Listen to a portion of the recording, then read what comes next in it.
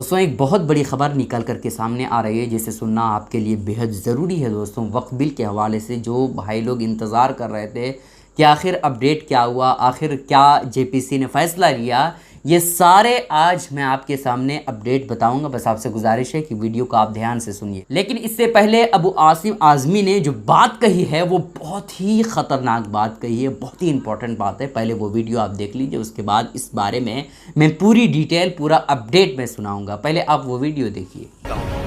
ये घमंड टूट गया। 10 साल में पहला बिल वापस गया है। पहला बिल मिलिट्री, दूसरा रेलवे, उसके बाद वक्फ। इतना बड़ा जमींदार होने के बावजूद, 8 से 9 लाख एकड़ जमीन होने के बावजूद हम किसी बेवा को वजीफा भी उससे नहीं दे पा रहे। अब बेहतर मैनेजमेंट के नाम पर बीजेपी इसमें डाका डालने की कोशिश कर रही है। बेहतर मैनेजमेंट और मुसलमानों के लिए, और बीजेपी, ये तो कोई सोच ही नहीं सकता है। बीजेपी का दखल आना मतलब मुसलमानों के लिए कोई तकलीफ शुदा बात होने ये पक्की बात है। रेलवे बिक गया, एयर इंडिया बिक गया, एयरपोर्ट बिक गया, सी पोर्ट बिक गया, क्या बचा है? सब बिकता जा रहा है। अब इनकी नीयत जो है ना, इनकी नीयत वक्फ बोर्ड पर आई है कि वक्फ बोर्ड की जमीनें बहुत ज्यादा है, कि वक्फ की प्रॉपर्टी मजहबी प्रॉपर्टी है। मजहबी प्रॉपर्टी है जो 200-300 सालों से एक बड़ा लैंड बैंक है।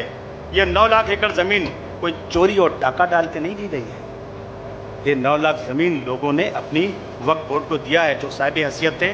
जमीन दरगाह, मस्जिद, यतीम खाना, मुसाफिर खाने के नाम पर दी गई हैं। इस बिल में ये खतरा सबसे बड़ा है कि वक्फ बोर्ड को रबर स्टैम्प बनाना चाहती है सरकार।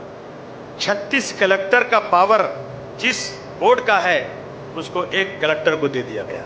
अंबानी के घर की जमीन, जिसका सुप्रीम कोर्ट में केस चल रहा है, और मैं दावे से कहता हूं ये जमीन वक्फ बोर्ड की है। जी, इस जमीन पर सर इब्राहिम भाई, करीम भाई खोजा यतीम खाना था। यतीम खाना 1930 में वक्फ बोर्ड की इंक्वायरी हुई, वक्फ की लिस्ट में शामिल है ये यतीम खाना जो 1910 में बना था। मैंने तो कहा था उस दिन ये बिल्डिंग गिर तो नहीं सकती, लेकिन वक्फ बोर्ड के लीज ही बनाओ इसको।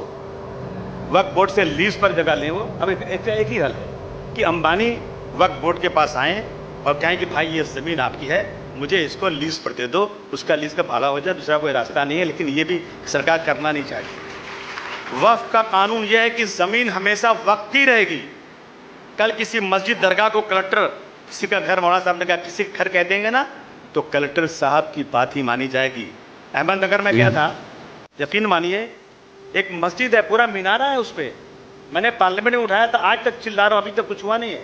पूरा मीनारा है, उस मस्जिद में पुलिस स्टेशन चल रहा है, बगल में मस्जिद में कलेक्टर ऑफिस चल रहा है, सरकारी दफ्तर चल रहे हैं। जब कलेक्टर को ये फैसला करना होगा तो ये उसको वक्फ बोर्ड को मानेगा नहीं, ये कहेगा कि ये जगह किसी और की है।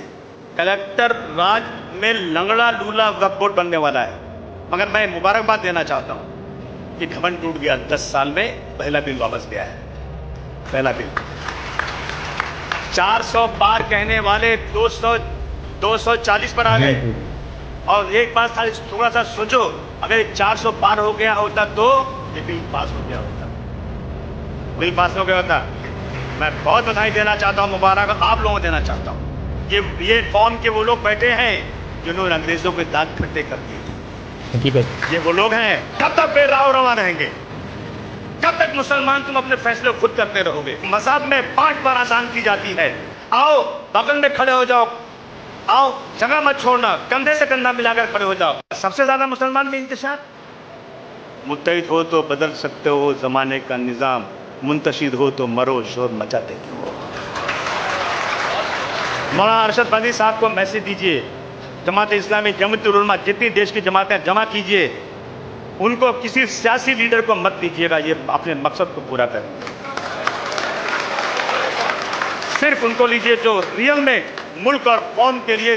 सुन लिया दोस्तों। अब आपको बता देते हैं कि जेपीसी के अंडर में जो मीटिंगें हुई उसका खुलासा क्या है, उसका हल क्या निकला, क्या ये बिल पास होगा या रिजेक्ट हो जाएगा, आखिर इस पर किन किन लोगों ने क्या क्या बोला, अब आपको बता देते हैं। देखें दोस्तों, बैरिस्टर असदुद्दीन अवैसी साहब ने खुले तौर पर इसका विरोध किया। ये बिल किसी भी तरह से पास नहीं होना चाहिए, चूँकि ये बिल किसी भी तरह से सही नहीं है और साथ ही साथ बैरिस्टर असदुद्दीन और संजय सिंह जो आम आदमी पार्टी के एक बड़े नेता है, उनका ये कहना था कि जब ये फैसला अभी जेपीसी के पास है, अभी कोई फैसला इस पर नहीं हुआ है, वक्फ बिल का जो कानून है वो अभी जेपीसी के पास है और ना ही अभी पार्लियामेंट में इस पर कोई ज़ोरदार बहस हुई है, तो अमित शाह जो है वो क्यों कह रहे हैं कि ये बिल पास हो करके रहेगा। बैरिस्टर असदुद्दीन अवैसी साहब ने और संजय सिंह ने ये बहुत बड़ी आवाज़ उठाई, चूँकि अमित शाह ने पहले कुछ दिन पार्लियामेंट में कहा था कि ये बिल पास हो करके रहेगा, तो इस पर बैरिस्टर असदुद्दीन अवैसी साहब ने और संजय सिंह ने ये बहुत बड़ी बात कही है कि अमित शाह होते कौन हैं कि ये कहें कि ये बिल पास हो करके रहेगा। खैर, इस पर जो भी अपडेट आगे आएगा वैसे ही मैं आपको इन्फॉर्म कर दूंगा। बस आप लोगों से गुजारिश है कि इस क्लिप को, इस वीडियो को ज़्यादा से ज़्यादा शेयर करें और साथ ही साथ हमारे चैनल से जुड़े रहिए। अस्सलाम वालेकुम रहमतुल्लाहि व बरकातहू।